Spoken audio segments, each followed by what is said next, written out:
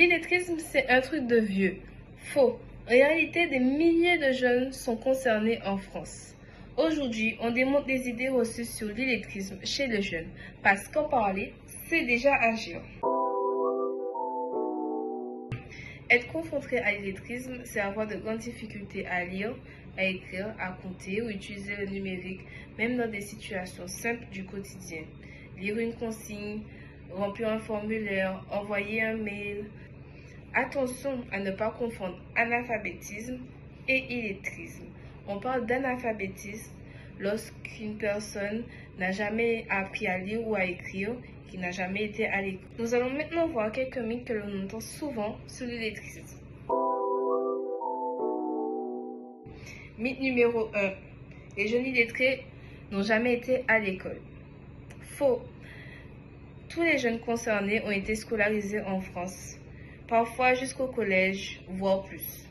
Le problème, c'est qu'ils en sont sortis sans maîtriser les fondamentaux. Mythe numéro 2. Ils ne font pas d'efforts. Là encore, c'est faux. Beaucoup font tout pour cacher leurs difficultés. Remplir un papier, lire devant les autres, comprendre une consigne, lire une recette, c'est une épreuve. Et souvent se comprend pour de la paresse, alors que c'est de la peur ou de la honte. Mythe numéro 3. C'est rare chez les jeunes. Eh bien non. En France, un jeune sur 10 est concerné par l'illettrisme et beaucoup ne savent même pas qu'ils sont en difficulté. Parce que l'illettrisme est invisible, discret et encore très tabou. Mythe numéro 4. Une fois adulte, c'est trop tard. Faux, faux, faux, faux, faux. Il n'est jamais trop tard pour apprendre. Il existe des ateliers, des programmes de remise à niveau, des accompagnements et bien sûr des réussites. C'est long, c'est dur, mais c'est possible. L'illettrisme, c'est une réalité chez les jeunes.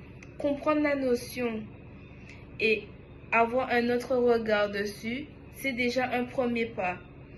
Donc je t'invite à scanner le QR code juste ici si tu veux en savoir plus ou aider quelqu'un. Ce QR code te dirigera directement sur le site de l'Agence nationale de lutte contre l'illettrisme.